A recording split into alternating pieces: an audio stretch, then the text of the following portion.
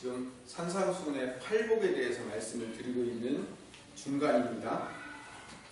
심령이 가난한 자는 경제적으로 가난하거나 아니면 윤리적인 겸손을 말하는 게 아니고 성령님이 우리에게 주시는 상한 심령이라고 말씀을 드렸습니다.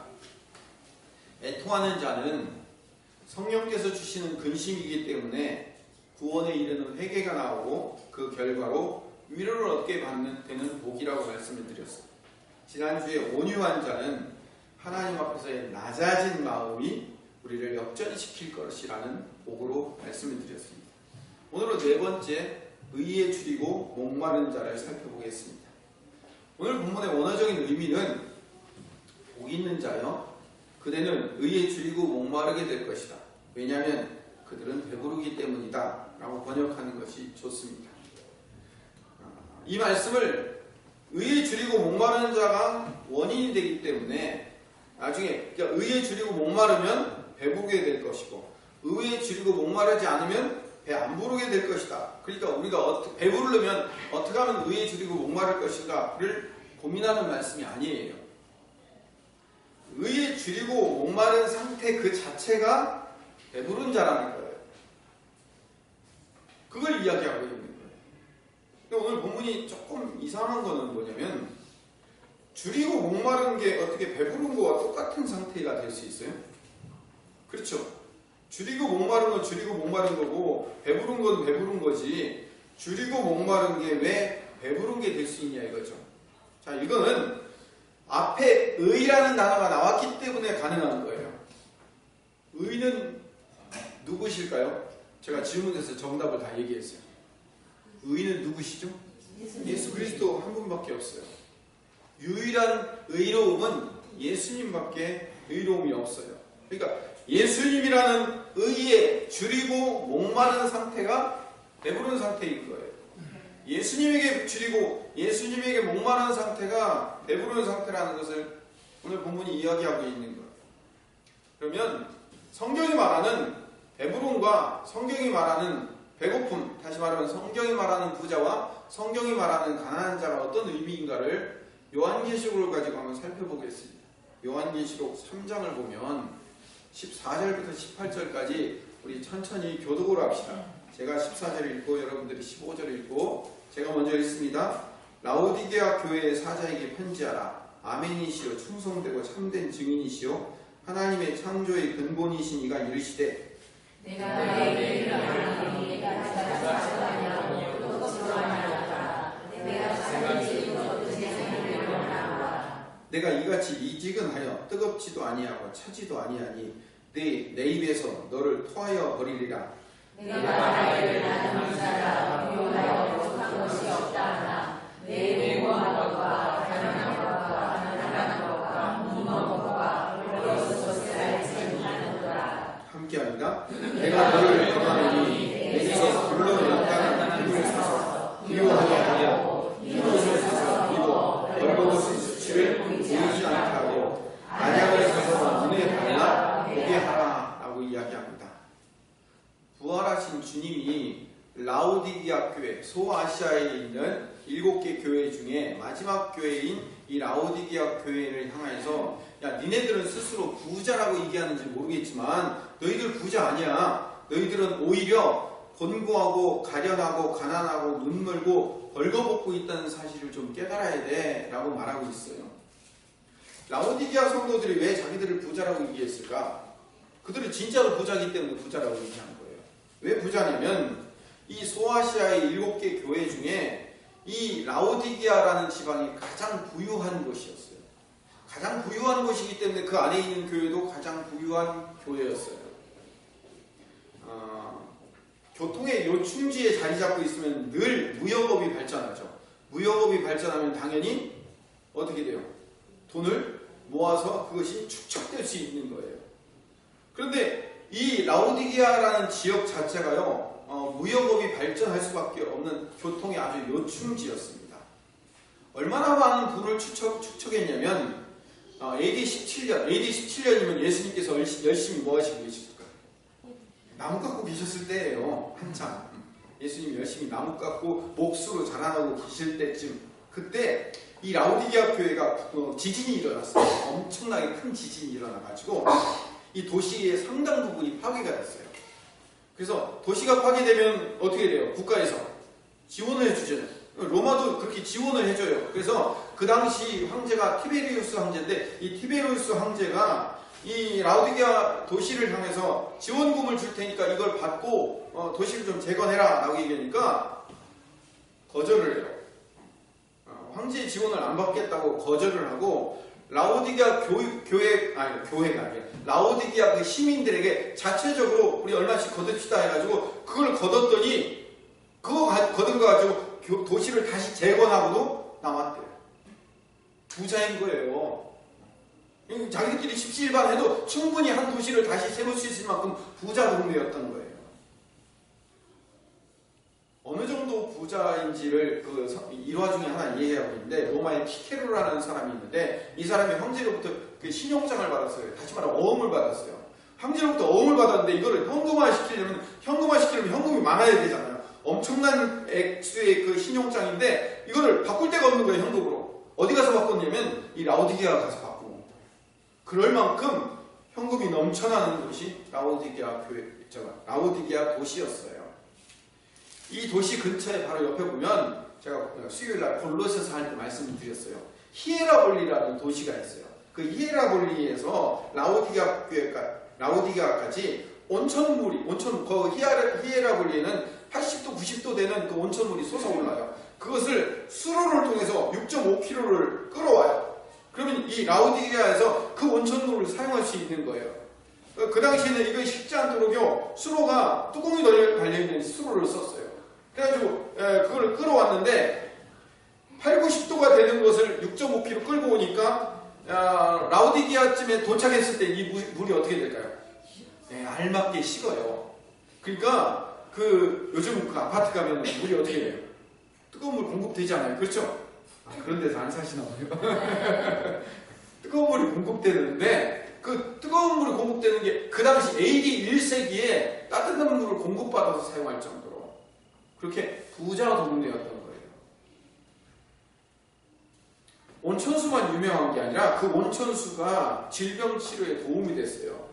그래서 이 라오디게아라는 도시는요 의학이 발전을 했는데 콜로니온이라고 불리우는 눈병 치료약이 그 산지에서 나오는데 그게 유명해요. 그래서 많은 사람들이 그 라오디게아로 눈병 치료를 받으러 와요. 또 귀병을 치료하는 특효약을 개발해서 그 귀를 치료하러 와요. 그러니까 수많은 사람들이 그 병자들이 와서 돈을 내고 치료받고 돌아가는 거예요. 의료산업이 어떻게 돼요? 불을 일으키는 거예요.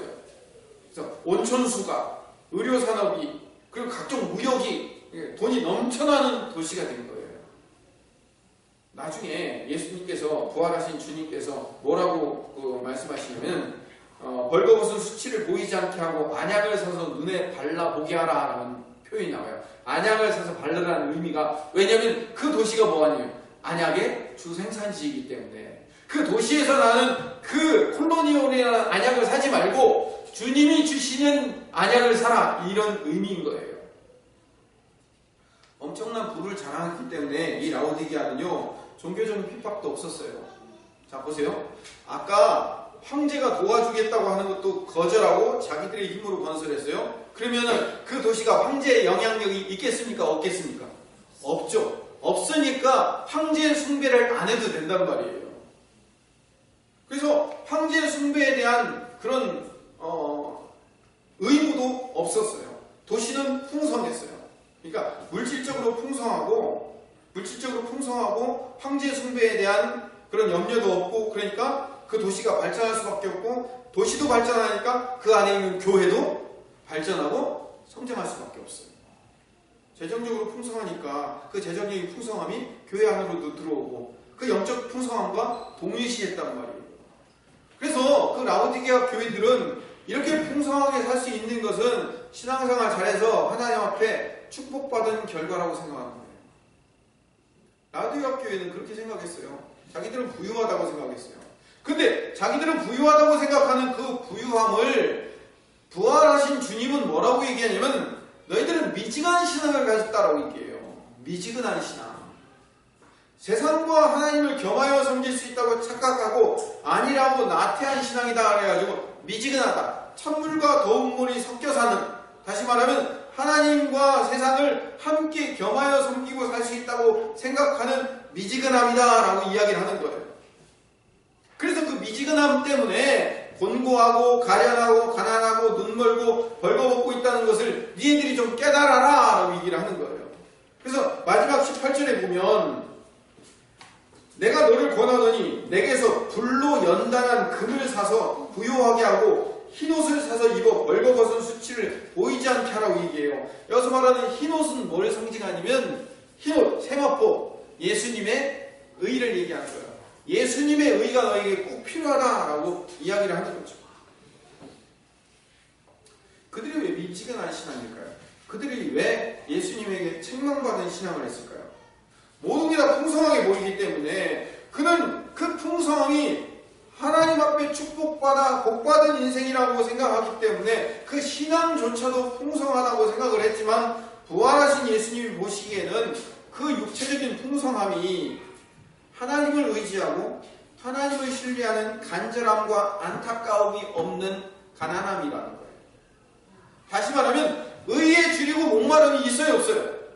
라오디게아 교회는 없겠죠. 아니 모든 것이 풍족한데 그 하나님에 대한 갈망, 하나님에 대한 안타까움, 주님이 반드시 필요합니다. 주님 아니면 못 살겠습니다라는 그 애절한 갈망이 그 교회에 있겠냐고요. 없잖아요. 그 가난한 거예요. 자기들은 근데 부유하다는 거예요. 그러면 성경이 말하는 진짜 풍성함이 뭘까? 성경이 말하는 부유함이 뭘까요? 아주 가까이에 있어요. 앞장을 하나 넘기면 요한계시록 2장이 나와요. 2장 8절에서 10절 보면 서머나 교회가 나와요. 서머나 교회. 같이 읽어봅시다. 8, 9, 10절 같이 읽읍시다. 시작. 서머나 교회의 사역을 편지하라. 처음이요 마지막이요 죽었다가 살아나시리라 이르시되 내가 영광과 공의를 알거니와 실상은 내가 부유한 자니라. 자칭 유대인이라는 자들의 일방과 알거니와 실상은 유대인이 아니요 사탄의 일방이라. 너는 장차 아들 분양을 그리워하지만 볼지어다 마귀가 장차 너희 가운데서 몇 사람을 보게 던져 시험을 받게 하리니 너희가 10일 동안 환난을 받으리라. 내가 죽도록 충성하라. 그리하면 내가 성령의 말을 내게 주리라. 서머나 교회는 라오디게아 교회와 딱 반대예요. 왜 반대냐면 주님께서 칭찬하고 계신 교회예요. 그런데 이 교회는 내가 내 환난과 궁핍을 알거니와 라는 얘기예요. 그럼 그 교회는 어떤 교회예요? 환난과 궁핍이 있는 교회예요. 다른 소아시아의 7개 교회 중에 다른 교회들은요 다 농작물을 생산하고 그게 가능했던 데예요. 지금의 터키 지역이기 때문에 우리나라랑 터키랑 비슷해요. 지형도 비슷해가지고 거기도 농사 지으면 다 할 수 있는 그런 교회인데 유독 이 서머나 지역만큼은요 모래밭이라 농사가 잘 안 돼요. 그리고 교통의 요충지기도 아니기 때문에 그런 무역업이 발전할 수도 없었어요. 그러니까 늘 그 지역에 있는 사람들은 가난한 사람들이 많았어요. 자 보세요. 가난한 사람들이 많은 교회는 어떻게 해야 돼요? 국가가 어떻게 해야 돼요? 지원해줘야죠. 그래서 이 서머나 지역은 로마에서 지원해주는 교회예요. 로마에서 직접 지원해주기 때문에 그 서머나는 누가 다스리냐면 로마의 총독이 다스려요. 다른 도시는 총독이 다스리는 게 아니라 뭐예요? 그 도시의 왕이 다스리고 간접적으로 세금만 내면 되는 도시예요. 그런데 이 서머나는 국가에서 로마에서 직접 지원해주기 때문에 로마 총독이 와서 지원해주고 그렇기 때문에 뭐 하는 거예요? 그 서머나 지역에는요 로마 황제를 의무적으로 섬겨야만 하는 지역이 서머나 지역. 그런데 이 지역을 예수님께서 9절 후반절에 보니까 실상은 내가 부유한 자라라고 얘기해요. 두 번째 줄 보세요. 실상은 내가 부유한 자라. 이 서머나 교회가 어떤 환난을 당하고 있냐면 첫 번째 경제적으로는 환난과 궁핍을 당하고 있어요. 종교적으로는 그 밑에 보세요. 세 번째 줄, 유대인이라 하는 자들의 비방도 알거니와 실상은 유대인이 아니요 사탄의 회당이라. 너희들은 괴롭히고 있는 자들은 사탄이야. 근데 그들이 어떤 모습으로? 유대인의 모습으로 괴롭히고 있더라는 거예요. 그래서 종교적으로는 유대주의자들이 또는 유대인들이 와가지고 야 니네 예수 믿고 기독교는 유대교에서 파생된 가짜들이야 라고 뭐 하는 거예요? 비방하고 비난하더라는 거예요. 근데 정치적으로 더 큰 문제가 있어요. 아까 말씀드렸죠.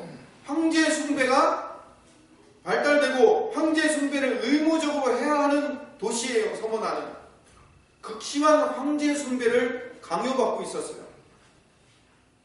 정치적으로, 종교적으로, 경제적으로 어려운 데다가 10절에 더 큰 거는 너는 장차 받을 고난을 두려워하지 말라라고 해서 더 큰 고난이 밀려올 것에 대해서 말씀하고 있단 말이에요. 그 고난이 뭐냐면 마귀가 장차 너희 가운데서 몇 사람을 옥에 던져 시험을 받게 하리니 너희가 10일 동안 큰 환난을 받을 것이라고 말하고 있어요. 유대인들의 비방, 로마인들의 황제 숭배, 경제적인 어려움. 그러나 그 성원학 교회를 주님께서는 영적으로 풍성한 교회다라고 말씀하시더라는 거죠. 아마 제 설교를 오래 들으신 분들은 벌써 답이 나오기 시작했을 거예요. 그렇죠? 벌써 나오기 시작했으니까 주무시지 마세요. 오늘 이 10절의 말씀이 그대로 역사에 그대로 적용이 돼요. 어떻게 적용이 되냐면 요한계시록이 신약 성경에서 가장 나중에 쓰여진 책이에요. AD 100년, AD 95년에서 100년경에 쓰여진 책이에요. 예수님이 AD 34년경에 부활하시고 승천하셨다고 예정을 하면 65년 지난 뒤에 이 AD 100년경에 요한계시록이 쓰여지는데 요한계시록이 쓰여진 이후로 50년 뒤에 AD 156년 2월 23일 날 서머나교회의 감독이었던 폴리카르푸스라는 사람이 이 서머나 도시의 광장에 양손이 묶인 채 끌려 나오게 됩니다. 이 폴리카르푸스라는 사람은 나중에 폴리캅이라고 여러분 아마 들어보셨을 거예요. 한 번쯤. 폴리캅이라는 유명한 감독이 돼요. 그런데 감독인 사람이에요. 사도 요한의 제자이며 사도 요한으로부터 서머나교회 감독으로 임명받은 사람이 폴리캅이에요. 근데 이 폴리캅이 그때 당시 나이가 86세였어요. 로마의 총독이 이 폴리캅과 아주 친한 사이였어요. 근데 이 나이도 있고 자기와도 친하기 때문에 이 폴리캅에게 뭐라고 얘기했냐면 당신은 로마 황제가 마이 로드, 나의 주님입니다 라고 한 번만 고백하면 당신 나이도 있고 하니까 살려주고 없었던 일로 하겠습니다 라고 이야기를 해요. 그러자 이 폴리캅 감독이 그 자리에서 뭐라고 얘기하냐면 지난 86년 동안 나는 사랑하는 주님을 섬겼어. 그러나 그는 한 번도 나를 버린 일이 없어.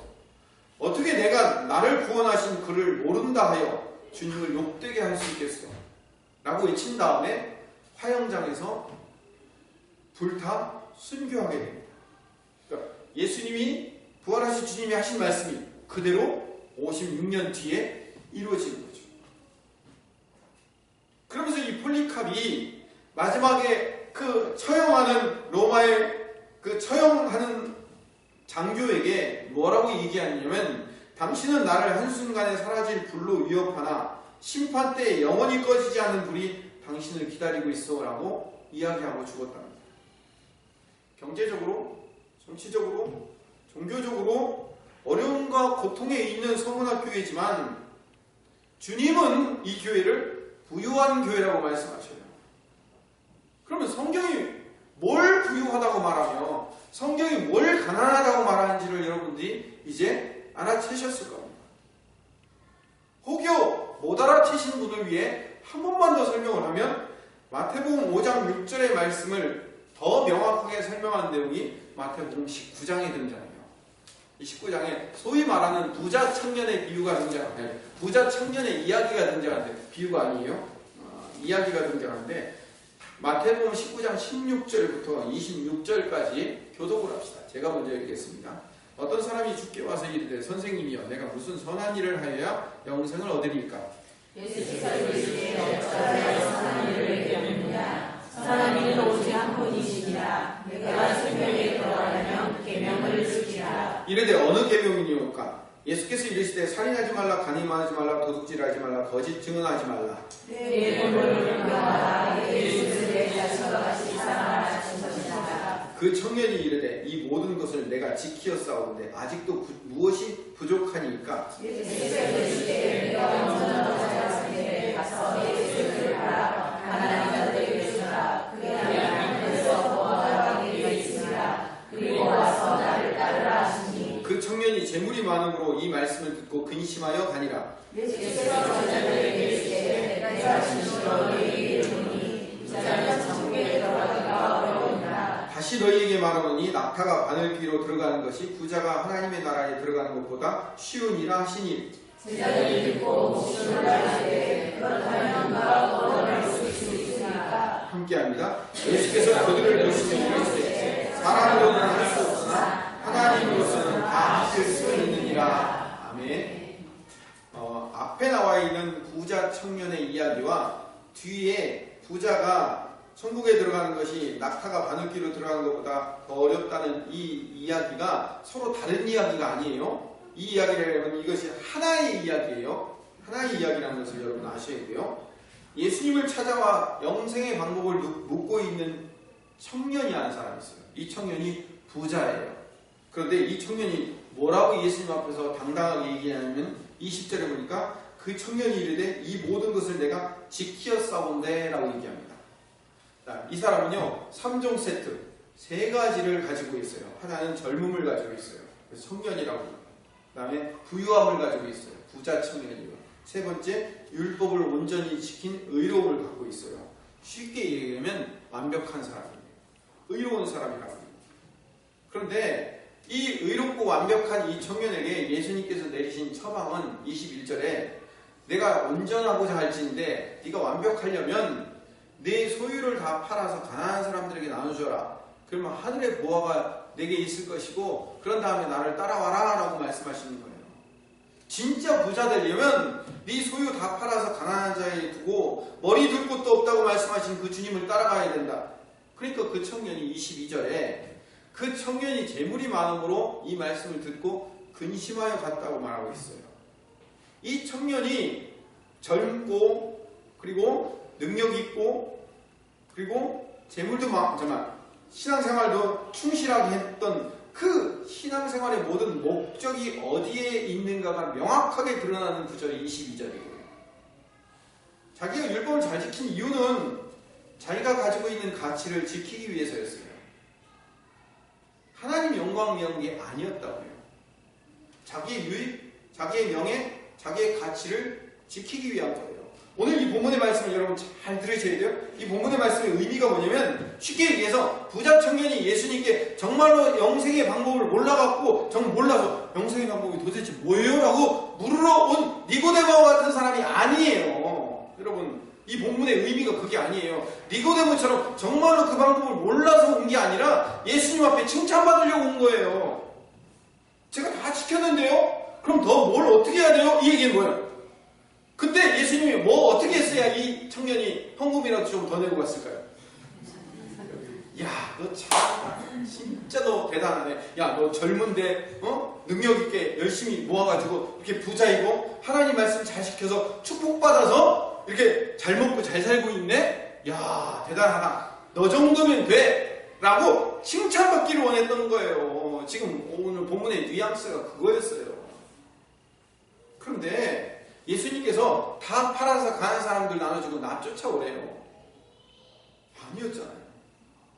자기 자신이 온통 드러난 거잖아요. 그렇죠?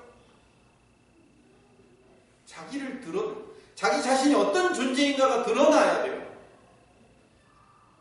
그러면서 예수님께서 제자들에게 23절에 부자는 천국에 들어가기 어렵다라고 말씀하시고 요거를 반복해서 24절에 반복해서 강조하기 위해서 낙타가 바늘귀로 들어가는 것이 부자가 하나님의 나라에 들어가는 것보다 쉽다라고 얘기를 하는 거예요. 23절과 4절이 같은 얘기를 반복한 거예요. 비유로 얘기한 것뿐이고. 그러니까 25절에 제자들이 깜짝 놀란 거예요. 깜짝 놀라서 뭐라고 얘기냐면 제자들이 듣고 몹시 놀라 이르되 그러면 누가 구원을 얻을 수 있습니까? 라고 깜짝 놀란 거예요. 이들이 왜 깜짝 놀라냐면 AD 1세기의 부자관이 뭔가를 여러분들이 이해를 하셔야 돼요. 부자가 천국에 들어갈 수 있다는 말이 뭘 의미하냐면 그러니까 신앙생활 잘해서 율법 잘 지킨 사람은 여러분 신앙생활 잘하면 하나님께 복 받아요, 안 받아요? 왜 안 받으시려? 축복 받아요. 축복 받으면 가난한 사람 돼요, 부자가 돼요. 부자가 돼요. 그러니까 신앙생활 잘해서 복 받아서 부자가 돼요. 그래서 그들은 하나님 나라 가는 판단 기준, 신앙생활 잘하는 기준이 어디에 있냐면 부자예요. 왜? 하나님께 축복받아서 부자이기 때문에, 하나님께서 축복받아서 커졌기 때문에, 하나님께서 축복받았기 때문에 많아졌고, 그러니까 많고 크고 잘한 게 하나님께 복받아서 그런 거다라고 인정해 주는 거예요. 그래서 바리새인들이 다들 부자예요. 서기관과 사두개인들이 다 부자예요. 그래서 부자는 다 신앙생활 잘하기 때문에 천국 간다. 그게 뭐 AD 1세기의 보편적인 사람들의 생각이에요. 왜 그러냐고 저한테 물어보지 마세요. 그 사람들이 원래 그렇게 생각하고 있었어요. 그들의 사고방식이에요. 가치관이에요. 의로운 자가 되었기 때문에 하나님이 그 의로움의 대가로 복을 주어 부자가 됐다고 생각하는 거예요. 그래서 그들이 누구를 멸시해요? 세리, 죄인, 창녀, 거지들. 왜 그들을 멸시해요? 뭔가 잘못했으니까 하나님께 복 못 받아서 그 모양 그 꼴 아니야 라고 이야기하는 거예요. 그게 AD 1세기의 사고방식이에요. 그런데 그래서 예수님의 제자들은 부자들, 바리새인들은 다 천국 가고 다 하나님 나라 가는 줄도 그들이 천국 가는 1순위, 2순위라고 생각했는데 그게 걔네들이 못 들어가면 우리같이 가난하고 우리같이 소외된 사람들은 등 외 사람들은 그럼 어떻게 가란 말인가 때문에 뭐하냐 그들이 깜짝 놀란 거란 말이에요. 그럼 누가 들어간단 말이에요? 이거예요. 하나님께 복 받은 사람들이 못 들어가면 그럼 누가 들어가요? 깜짝 놀라는 거예요.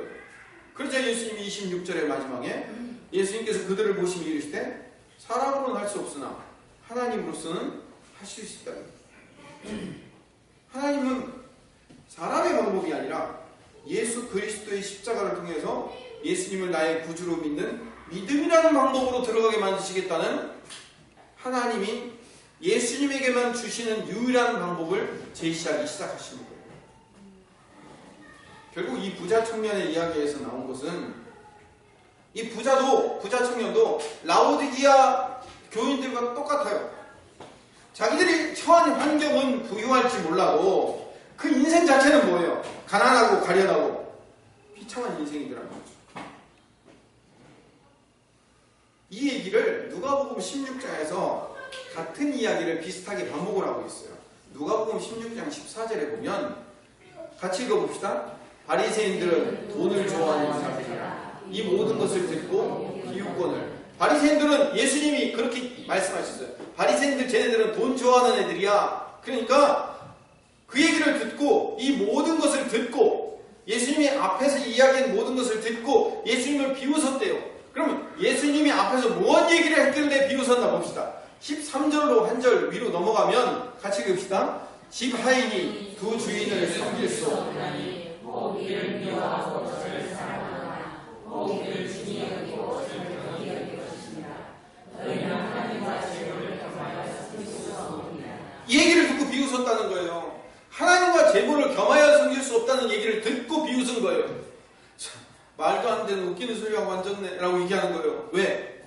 하나님 잘 섬기면 복받아서 부자가 되어서 천국 가는 1순위 되고 그 하나님 잘 섬긴 결과로 이로운 자가 되어서 부자가 되는 건데 왜 하나님과 재물을 겸하여 섬길 수 없다고 얘기해?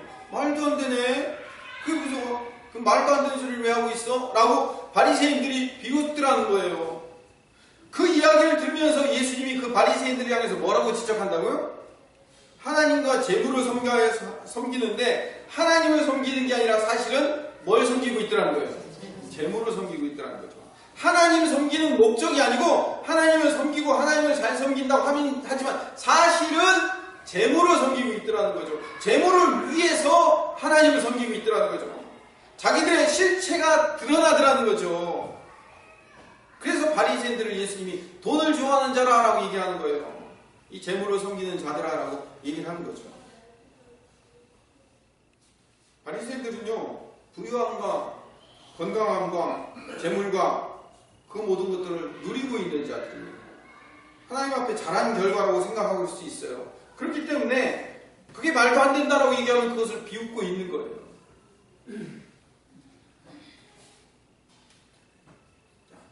예수님의 말씀을 바리새인들이 그 당시 그들의 사고방식으로 이해할 수 없다는 것을 아셔야 돼요. 하나만 더 봅시다. 누가복음 16장이죠. 12장으로 넘어가면 12장 13절부터 21절을 교독해서 읽어봅시다. 제가 먼저 읽겠습니다. 무리 중에 한 사람이 이르되 선생님 내 형을 명하여 유산을 나와 나누게 하소서 하니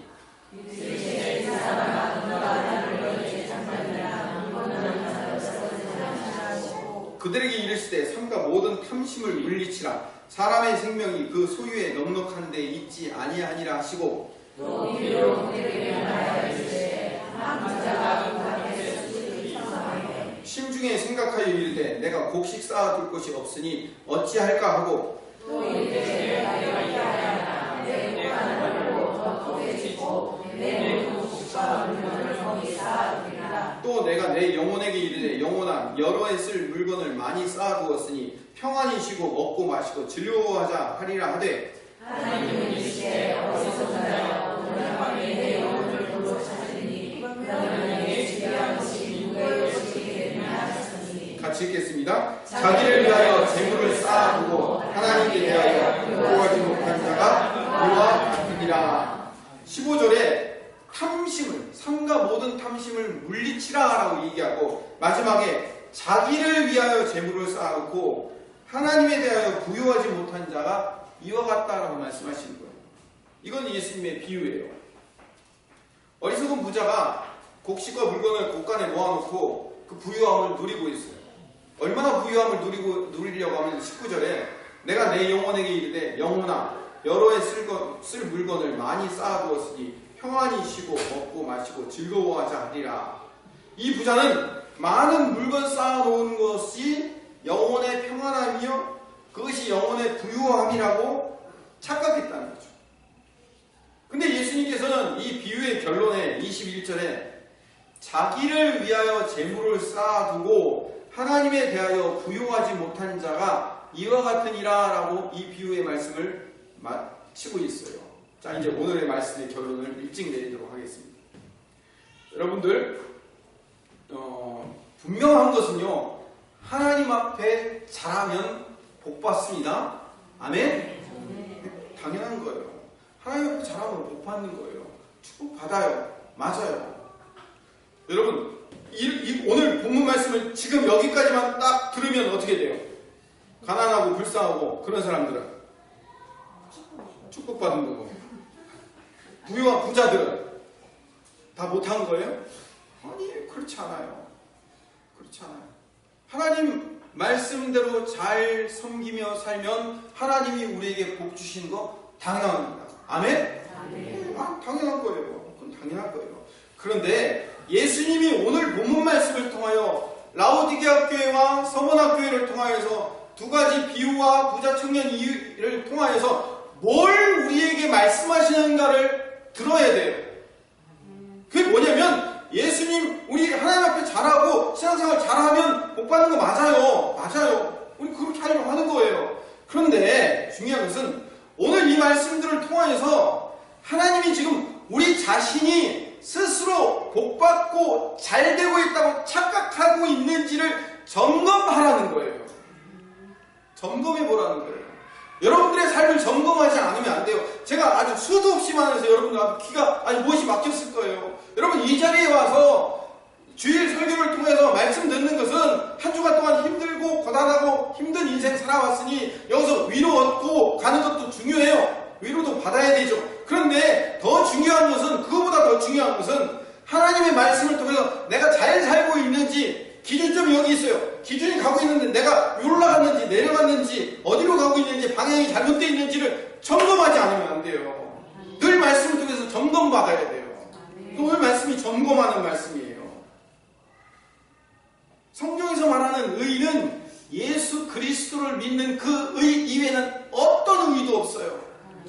여러분들이 여러분의 목숨을 들여 헌신하는 충성과 봉사와 순교일지라도 그것이 여러분의 의가 될 수 없어요. 그건 누가 해주신 거예요? 예, 예수님, 성경 하나님이 여러분 안에서 여러분의 마음을 그렇게 만들어 주신 거지 여러분의 의가 아니에요. 하나님이 해주신 거라고요. 그래서 오직 의는 예수 그리스도에게서만 나옵니다. 그러면 의에 줄이고 목마른 자라고 있으면 여러분 그 의가 누구라고요? 의 이코로? 예수! 여러분 예수님에게 목마르고 계십니까? 점검해야 돼요. 예수님에게 정말로 목마르고 계십니까? 사슴이 시냇물을 찾아 갈급하여 그 물을 찾듯 여러분 예수님을 찾고 계시냐고요. 예수님을 향해 갈망하고 예수님을 의지하고 예수님 아니면 못 살겠습니다. 예수님 아니면 내가 한 걸음도 움직일 수 없습니다. 라는 그 갈망을 가지고 사는 사람들은 어떤 사람이라고요? 부유한 사람이에요. 그 사람이 경제적으로 돈을 많든 적든 상관없어요. 그거는 부유한 사람이에요. 그러나 여러분 그것이 여러분의 신앙생활의 목적이 여러분 자신을 위해서 보험 들어놓으려고 하는 거고 여러분 자신을 위해서, 그러니까 복받기 위해서 신앙생활하고 여러분 자신을 위해서 신앙생활하는 거라면 여러분들이 가난한 사람이에요. 그걸 여러분들 발견하라는 거예요. 누구한테 얘기하지 말고 여러분들 스스로 발견하라는 거예요. 그래서 나 지금 경제적으로는 부유하고 있지만 나 가난한 사람이구나. 나 지금 경제적으로 가난하지만 나 부유한 사람이구나. 나 경제적으로도 가난하고 영적으로도 가난하구나. 이걸 깨달아야 돼요. 나 영적으로도 부유하고 경제적으로도 부유한 사람이구나. 이런 사람이 좀 다 나왔으면 좋겠어요. 예, 그래요. 그거 점검해서 깨달아야 돼요. 여러분 뭘 갈망하고 있어요? 뭐에 줄이고 목말라하고 있냐고요? 여러분 뭐가 채워지면 여러분 좀 채워지겠어요? 장사가 잘 됐으면 좋겠어요. 하늘에서 그냥 로또가 탁 떨어지면 그냥 여러분 마음이 후련하겠어요? 내가 서울대학에 들어가면 후련하겠어요? 뭐가 되면 그냥 마음이 후련해가지고 여러분들의 삶이 복되고 평안하고 기뻐지겠냐고요. 뭘 갈망하냐고요. 그 여러분이 갈망하는 그 갈망이 뭐예요? 여러분이 섬기는 거예요. 여러분이 그 돈을 갈망하고 있으면 여러분 돈을 섬기는 거라니까요. 말로는 여러분의 표정으로는 여러분의 삶으로는 하나님 열심히 섬기는 것처럼 보이지만 사실은 뭐 하고 있다고요? 돈 섬기고 있어요. 하나님 앞에 잘 보여서 그 돈 얻으려고. 그 점검해요. 여러분이 스스로 점검하세요. 제가 여러분들한테 얘기해봐야 여러분들이 정답 얘기 안 해줄 테니까 스스로 점검해요. 스스로. 여러분의 가치, 여러분 자신의 이름의 높아짐, 여러분 자신의 안락과 행복이 여러분을 배부르게 하고 그걸 위해서 살아가고 있는지, 아니면 정말 예수님에게 목말라 하고 있는지, 가짜 배부름인지 진짜 배부름인지를 깨달으라는 거예요.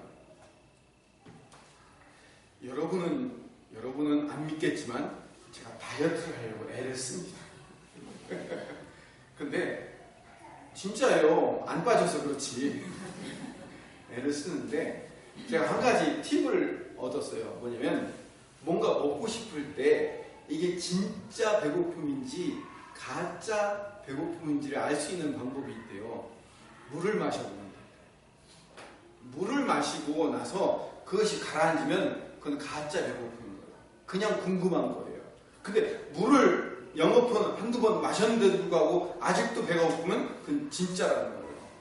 그렇게 해서 진짜 배고픔과 가짜 배고픔을 구별한다는 거예요.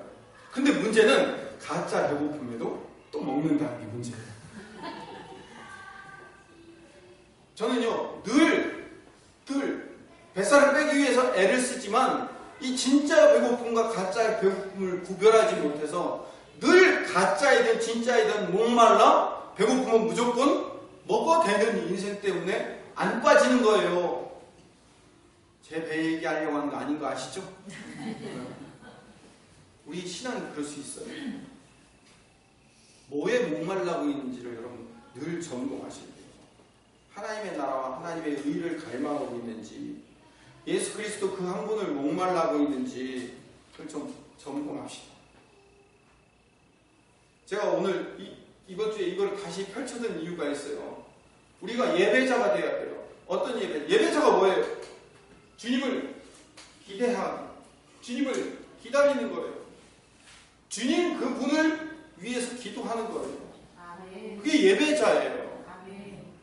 여러분이 예배에 줄이고 목마른지를 보면 여러분이 주님을 갈망하고 있는지를 알 수 있어요. 여러분 예배에 줄이고 목마르세요? 정말이에요? 일주일에 딱 하루 나와서 예배가 정말 갈망되셔요? 그렇지 않아요. 예배를 갈망해야 돼요. 그 모습을 보면서 물론 내가 여러 가지 사정과 환경 때문에 못 올 수 있죠. 제가 여러분을 책망하는 게 아니라 여러분 이걸 잘 들으세요. 또 오늘 또 목사님 책망하려고. 책망이야. 여러분 자신을 점검하라니까요. 점검. 아 내가 예배를 갈망하지 않는 존재이구나. 나 지금 가짜 배부름에 익숙해 있구나를 여러분이 좀 점검하셔야 돼요. 그리고 여러분 스스로 어떻게 할지를 결정해서 한 걸음씩 나가십시오. 다 큰 어른인데 제가 이래라 저래라 한다고 여러분들이 듣겠습니까? 스스로 하셔야죠. 여러분 이제 정말로 뭐에 목말라고 있는지, 여러분 정말로 예배에 목말라 주님의 말씀을 갈망하고 주님께 찬양 드림을 갈망하고 주님께 간절히 기도함을 갈망하고 사는지를 점검하여 이제 여러분들이 주님 앞에 한 걸음씩 한 걸음씩 나아가는 하나님의 백성이 되고자 애쓰시는 하나님의 자녀, 멋진 자녀 되시기를 간절히 소망합니다.